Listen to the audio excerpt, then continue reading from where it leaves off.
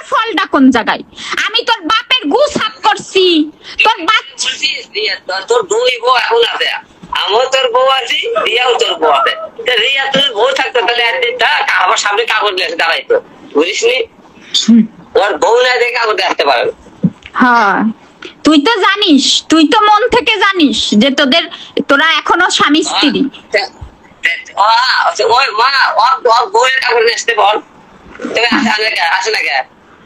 আমি জীবনে শুনি নাই। হ্যাঁ খাওয়া দাওয়া হতে পারে, আপনি টাকা খরচ করে কিনে খান, কিন্তু যে আপনি মেয়ে মানুষ পাবেন না আপনি আপনার শারীরিক চাহিদা পূরণ করার জন্য। কি বলছে রে? ভিএপি লোকের ভিএপি সবকিছু ভিএপি, তুই মুখাই গেলে পাবি না, সবাই পাবি না। আপনি পাবেন?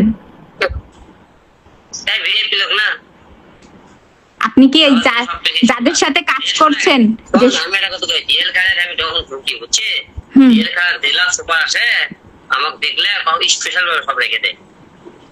সবাই জানে আমার সাথে যদি নম্বর পেলে আমি জেল খাতে বাইরে ওদের নামে সবটা করতে হয়ে যাবে।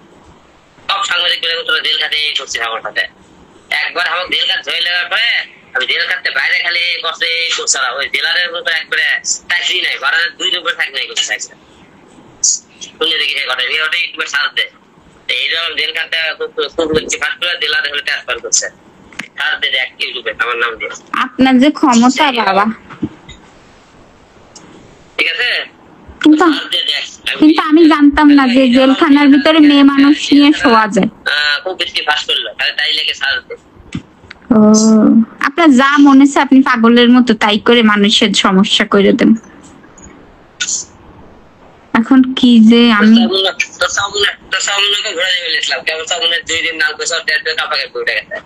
হ্যাঁ আমার পেছে করে ওই আমাকে একটা গালি দিলে কি বাথরুম করে আমার পেছে লাগে না কে? আমার মধ্যে ভরে দেব তো সামনে। কেন গালি দিছে? ও তো গালি দেয় না। আর করে আমার কাছে সব বলে আমি তুমি সামনে নাও ভালো হবে তো জায়গা সময় নেই, আমি চিনি না তুমি কোন বিষয়ে আমার কোনো অ্যানসার করবে না। আমি কইছি কাছে তুই তো নাটে দূরে 1 নম্বর, তুই পড়ানো দিয়ে তোর সাথে আমি কথা বলছিলাম পড়না তাই করে আর কিছু করি বাট আমি করছি মানে বলতে তুমি তাহলে একটা কথা বলতে বলতে তুমি মহানগর নিয়ে ছিলা। আমি তুই প্রশ্ন করলি কে কোনটা কালকে আমার তোর নাম কোথায়? তুই আমার প্রশ্ন করলে পরকে তুই কে? তোরা চিনি?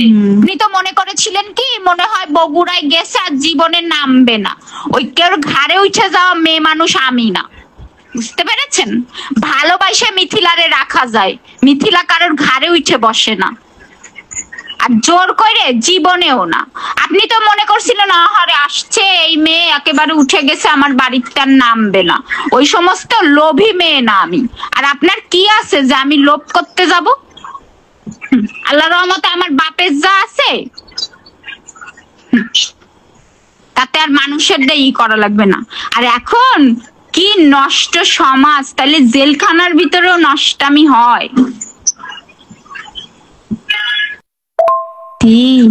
তুই তো সব জায়গায় রাজা, তোর তো ওইটা চললেই হয়, তোর তো জীবনে আর কোনো চাওয়া পাওয়া নাই, না বউ না সন্তান, কিছুই তো তোর দরকার নেই, তোর মেশিন চললেই হইছে। নাহলে তুই আমার মতো মেয়ে অস্বীকার করতি? মিডিয়ার মেয়েরা তো খারাপ, বাপ মারে শ্বশুর শাশুড়ির সেবা করলাম, বাচ্চাদের নিজে আপন করে নিলাম, তাও তোর মন পাইলাম না।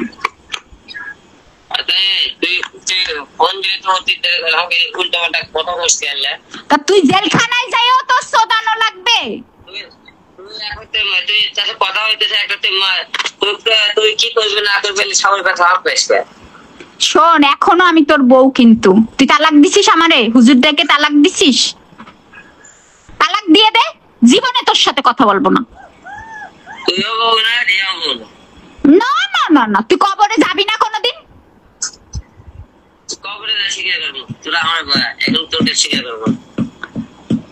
কে স্বীকার করলে কি তোমার নায়িকারা সুইটরা যাবে? এখন তুই আমার বউ না, রিয়াও আমার বউ না। রিয়াও তোর বউ, আমিও তোর বউ। রিয়ার সাথে কি তোর ডিভোর্স হয়েছে নাকি? বিয়ের কাগজ দেখ আছে। তুই যে এত নষ্টামি কথাবার্তা বলতিছিস, তুই নিজে জানিস না যে